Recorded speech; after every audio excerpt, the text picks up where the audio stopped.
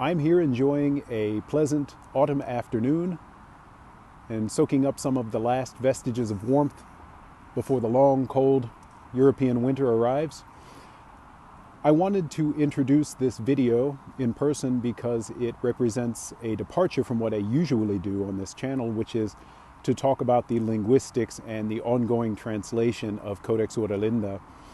In this video, I'm going to be analyzing the primal history section of the text, the creation story and the archetypical great mothers, from the perspective of Jungian psychology as best I can. And I invite you to join me as we look into what might be deeper levels of teaching in this section.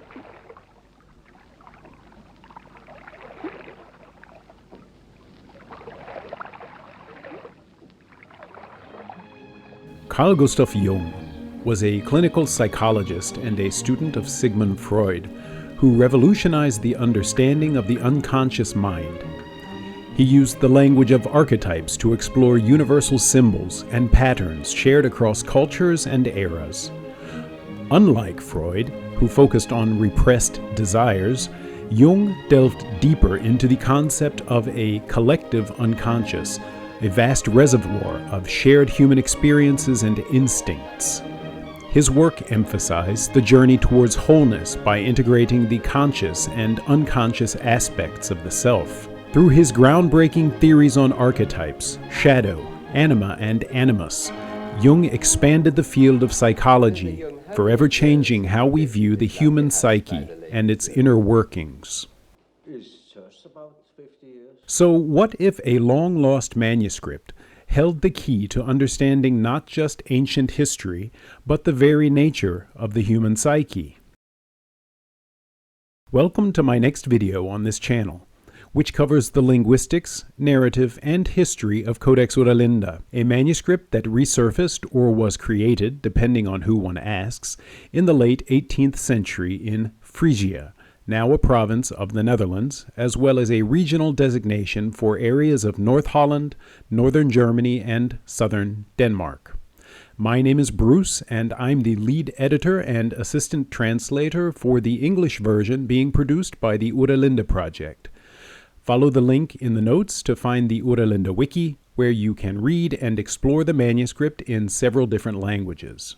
The original language of the Wralda manuscript, which we call Frya's, after the Frya culture described in the writings, blends elements of Old English, Old Saxon, and Old Frisian with possible correlations to Norse and Ancient Greek, largely because the manuscript recounts a narrative of world history that deviates, sometimes drastically, from academic tradition, and because the language lacks characteristics linguists expect to find in old languages. It is widely considered to be a modern creation, a fiction or literary hoax. The myths and parables included are also considered by some to be clearly modernistic. Regardless of its true origin, whether a primary medieval source or an 18th century literary creation, the Wralda manuscript presents a fascinating cosmogony and metaphysical system. In this deep dive video, I'll use the lens of C.G. Jung's analytical psychology to explore key concepts around the creation myth, the symbol of the Yule Wheel, and how the three great mothers of the manuscript embody different stages of psychological development in a Jungian sense. So let's delve into the metaphysics and psychology of the Frya creation mythology, beginning with the primordial creative being known as Wralda, and his primary symbol, the Yule Wheel. The creation myth, or primal history, begins on manuscript page 6.12. Wralda, who is wholly good and eternal, created the potential. From this came time, and time wrought all things, even the very earth herself. The Frya's word for potential is Anfang, which is still used in Dutch and German to mean the beginning. But given the differentiation in Frya's between the words Anfang and begin, we translated the one as potential and the other as beginning. For instance, on manuscript page 45.01, where the concept of the Yule Wheel is also presented.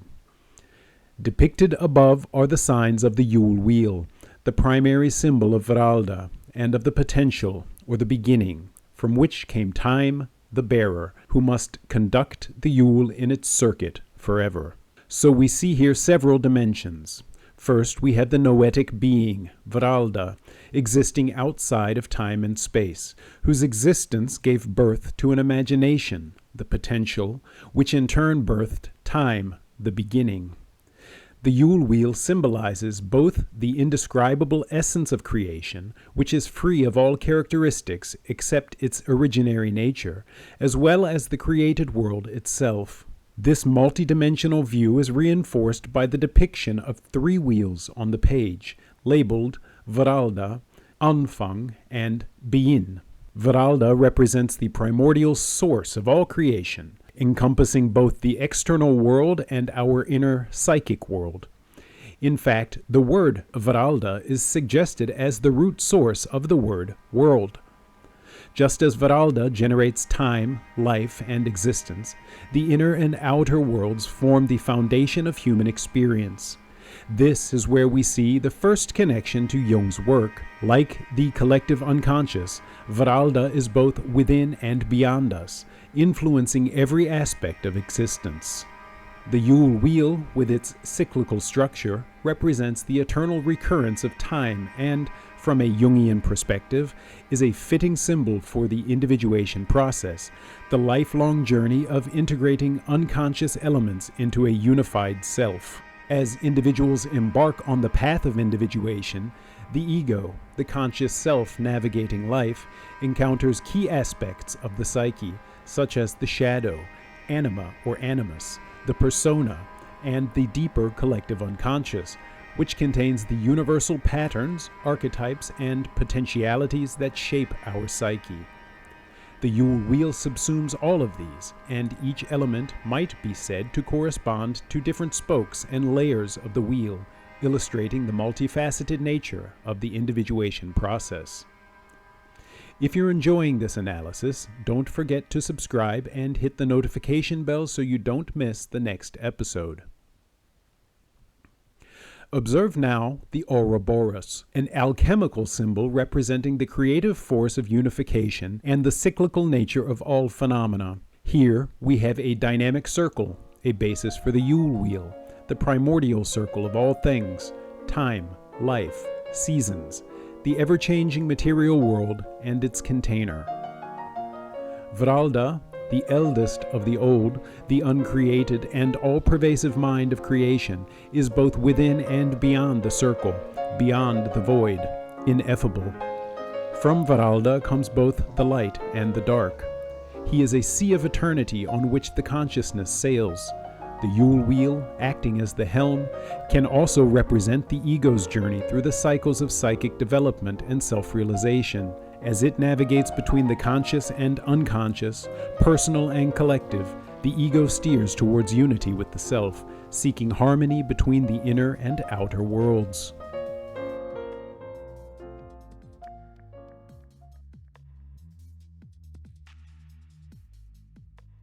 The serpent, as the male aspect of the Ouroboros, describes a circle that encloses, through the creative yet destructive act of devouring the tail, a vessel or container, the female aspect, the womb.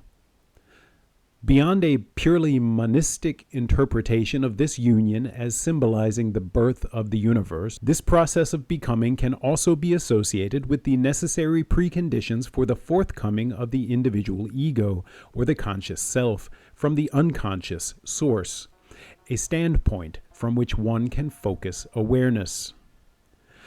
I'm reminded of the story of the Garden of Eden, the paradise of direct communion with the Creator. In the Garden of Eden story, the serpent's temptation of Eve symbolizes the beginning of individuation, the moment when unconscious unity with God is shattered by the birth of self-awareness. Jung would see this as a necessary step in the development of the ego, where innocence is lost but consciousness is gained. When Eve meets the snake, she is compelled to eat of the apple of discord and commits to physical union with the snake, which creates a sense of individuality that obliterates the sacred marriage between Adam and Eve, of which they had been unconscious until the act of sin. This mirrors the separation described in Codex Wralda, where the individuated creation is born from the collective potential, symbolized as a self-contained whole by the Yule Wheel. Interestingly, from a syncretic perspective, both Adam and ÉWA, the customary pronunciation of Eve in many languages outside of English, are mentioned in Codex Wralda in connection with the nature of the individual consciousness. Of Adam, only this is written, beginning on manuscript page 6.12, referring to the daughters of the earth, LYDA, FINDA, and Frya, about whom I will speak later. Upon their birth, Wralda fed each of them with his breath, so that mankind should be bound to him. The word for breath in Frya's is ÁDAMA. This word also calls to mind Atman, a Sanskrit word meaning roughly the true self, not to mention the concept of the atom. As for Eve, the word ÉWA is referred to in several places as an important principle of justice, equanimity, and understanding. On manuscript page 32.01, ÉWA refers to the rules that are imprinted equally upon the hearts of all people, in order that they may know what is right and what is wrong, and by which they are able to judge their own deeds and those of others. That is, insofar as they have been brought up well and not in depravity. ÉWA is a matronly quality that all humans possess at the deepest levels of their psyche. It can be ignored if one is not, quote, brought up well, upbringing again being associated traditionally with the mother. In the story of the garden, Eve is the element of the unseparated duality who should have known better, yet ignored her indwelling conscience in the exercise of her free will, thus alienating humanity from the unified source, a painful yet necessary step towards self-realization. Further down on the same page we read, ÉWA is also the second symbol of Wralda's spirit, which abides in us eternally, even and undisturbed despite the hardships facing the physical body. Just as Eve's encounter with the serpent marked the beginning of self-awareness, the Yule Wheel represents a similar journey towards individuation. Here, time itself is the apple, the means by which we separate from the primordial source and embark on the path to self-consciousness. Looking closer at the wheel, there is an atomic center, which contains the eternal yin and yang, or ÁDAMA and ÉWA, in their non-dual form, as the foundation for human life. That is the life of cognition, Homo sapiens sapiens, the creature that knows that it knows, the individual tribes of people, as well as the individual conscious mind. The act of separation is a one-way ticket out of paradise, but creates a womb from which each individual consciousness is born. From this self-creating vessel springs the cosmos. As with paradise and the womb, there is no return, no access to this blissful state, except through the sense perception and realization of the indwelling nature via the psyche. The only way back is through. Now that we've explored the Yule Wheel symbolism and its connection to Wralda and the self, let's dive deeper into the creation to look at the archetypes of the three great mothers and their psychological significance. We can perceive the manifestation of the creative dynamic in the archetype of the Great Mother, of which the Frya people of Codex Wralda believed there were three. Here it will be instructive to read once again from the Primal history. For more in-depth readings and discussions of the Primal history, go to my channel page and click on some of the other videos. Describing the Earth as the original mother, manuscript page 6.12 reads, "She bore 3 girls. LYDA was of glowing hot, FINDA of hot, and Frya of warm substance." The section goes on to describe the Great Mothers in their further aspects, one of which being their physical appearance. LYDA was black, curly-haired as the lambs. Her eyes blazed like stars. Yea, the vulture's stare was timid next to hers. FINDA was yellow, and her hair was as a horse's mane. Frya was white, like snow in the blush of dawn, and the blue of her eyes surpassed that of the rainbow. Beyond the obvious racial perspective of these descriptions, we can also analyze the three great mothers as Jungian archetypes representing stages of psychic development. LYDA, associated with darkness and primal instincts, could be understood as embodying the shadow, the repressed and unconscious aspects of the psyche, the inscrutable wellspring of creativity and destruction.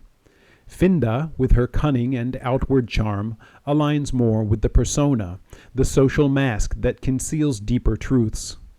Frya, embodying purity and integration, mirrors the Jungian self, the culmination of the individuation process, and a return to the recognition of selfhood within the divine source. The first great mother, LYDA, is described as keen, well-knit, powerful, mysterious. Her deeds were driven by her passions. To help the tender, she would kill the strong, and when she had done so, she would weep over the corpse. LYDA's primal nature represents the shadow, the hidden, repressed parts of the psyche. From these depths, an endless flow of energy feeds into the unconscious. The shadow is chaotic, naive, and arbitrary. It can be a force of creation or destruction, or both. According to Jung, psychological growth requires integration of the darker elements into the conscious self, without which the shadow continues to dominate behavior, leading to impulsivity and unconscious action, as seen in LYDA's capricious and destructive yet caring nature. FINDA, meanwhile, is described as seductive, but unscrupulous, false, and selfish. Honey sweet were her words, but ill luck awaited those who trusted in them. She wrote thousands of laws, but she upheld none of them. She detested the good for their candor, but easily gave herself up to grovelers. Here, the individual or tribe has reached an extrinsic level of culture, a garish facade of refinement meant to obscure the as-yet unpolished self. FINDA represents the persona, the social mask required to navigate the external world. While FINDA's charm and allure conceal deeper truths, this stage of egoic development also plays a necessary role in helping individuals and societies deal with external realities through greater self-control and social restraint. The persona allows for more nuanced interaction, a level of cooperation, and adaptation within social structures. However, as Jung cautions, over-reliance on the persona leads to a superficial existence, devoid of authenticity, leaving the shadow self unresolved underneath the surface. To illustrate, take a moment and consider this spectrum of visible light. All of what is imperceptible and yet ever present appears as black. It can be felt, and it affects the physical world, like UV light, which causes heat and sunburn, even though it's beyond the ability of our eyes to see. In its fractured state, light is enveloped in darkness. C.G. Jung associated black with the unconscious, death, the shadow, or the prima materia, the raw base matter in alchemy. It is a symbol of the unknown or the yet to be revealed. At the level of societal development, errant instinct predominates, and order appertains only to the extent imposed by the world itself. Yellow resides near the center and is the brightest spot on the spectrum, but it readily combines with many other colors to create myriad different tones. The reality of consciousness is of a similar nature, and just as within the spectrum different primary colors predominate, there are predominant personality traits and personality types that can influence individual and group consciousness. Think, in our day, Hollywood, the news media, social media, and the like. Yellow is associated by Jung with the life-giving and generative capacities, and given its brightness and ability to mix readily with other colors, there is a symbolic overlap with the persona, the mutable mask one presents in order to survive and prosper. Societally, the, quote, people of FINDA thus established a precarious ordering of the world around them, but with a still externalizing worldview, a slave morality that treats strong-arm rulers and a panoply of gods as the rightful controllers of temporal affairs, while under the surface, the shadow still holds sway. To white, Jung attributed the aspects purity, spirituality, and the realized self, the culmination of an alchemical process symbolizing wholeness and integration. In the spectrum of visible light, white occurs when the outer limits and the bright center, represented by black and yellow, are transcended, blending all parts into a unitary whole, rendering all colors secondary and illuminating the pervading darkness.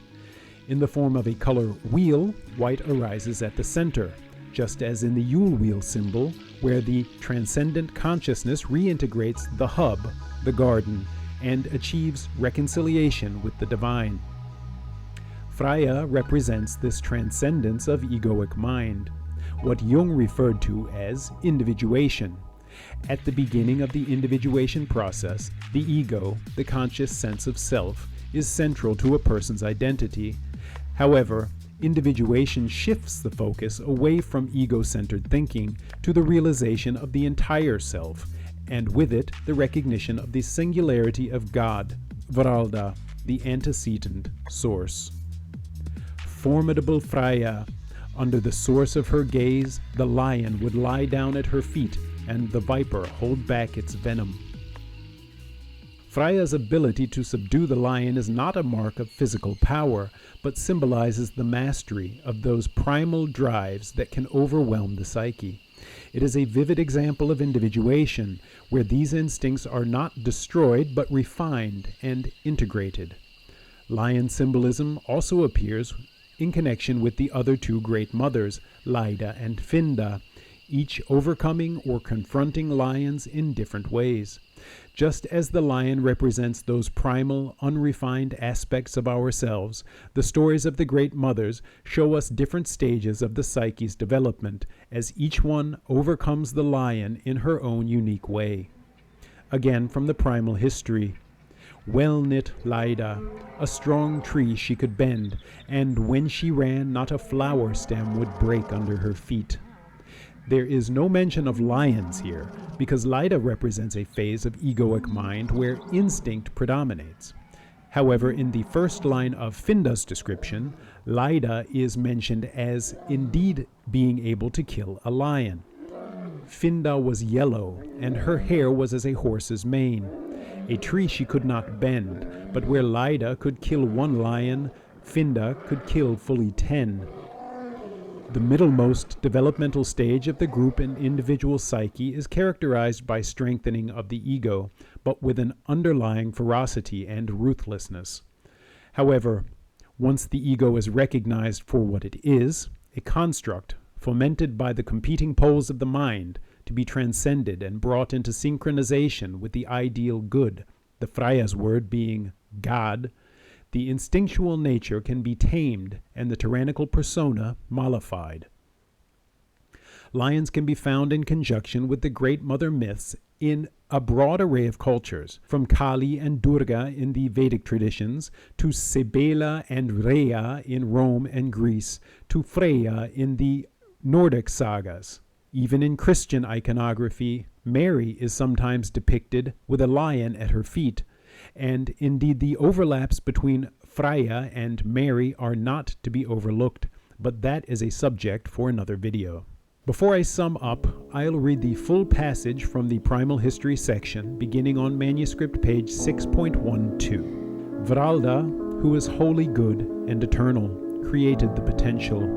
From this came time, and time wrought all things, even the very earth herself. Earth bore all grasses, herbs and trees, all cherished creatures and all dreaded creatures. All that is good and dear she brought forth by day, and all that is evil and fearsome brought she forth by night. After the 12th coming of the Yule season, she bore 3 girls. LYDA was of glowing hot, FINDA of hot, and Frya of warm substance. Upon their birth, Wralda fed each of them with his breath, so that mankind should be bound to him. As they matured, their dreams became lush and pleasureful. Wralda's Odd entered into them, and so each bore 12 sons and 12 daughters, twins each Yuletide. Of these all mankind has come.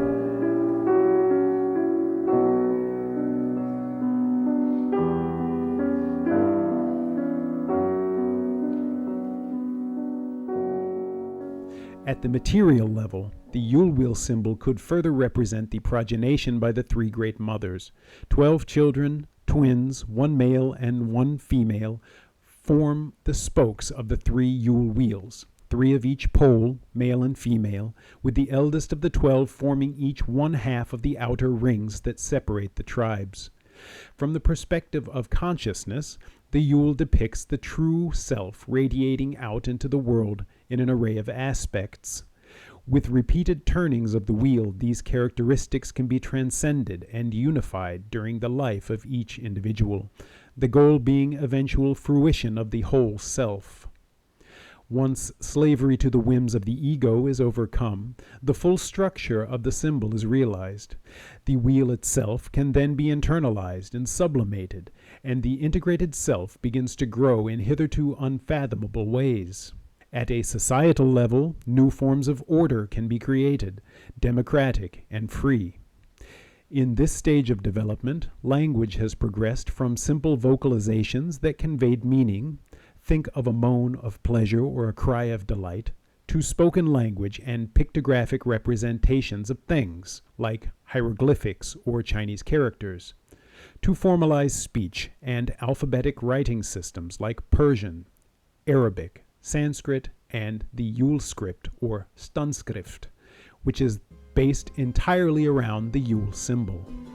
In fact, the enlightened Frya culture itself was modeled on the Yule, as a radial network of central Burg towers where blessed virgins and a symbolic Virgin Mother, their wombs representing vessels for the carrying of the ineffable God, child, watched over an ever-burning lamp from which the imponderable light of flame was born, dancing light throwing shadows to instruct from the nameless realm, the Vestals.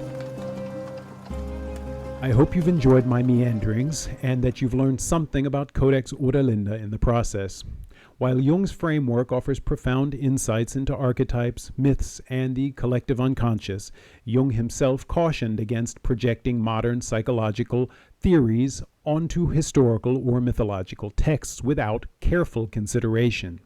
The connections I've drawn between Jungian concepts and the Wralda manuscript are speculative and intended to initiate deeper dialogue rather than assert definitive conclusions about the original intent or meaning. Remember, these interpretations are just one lens through which to view Codex Wralda as we seek to open new paths of exploration.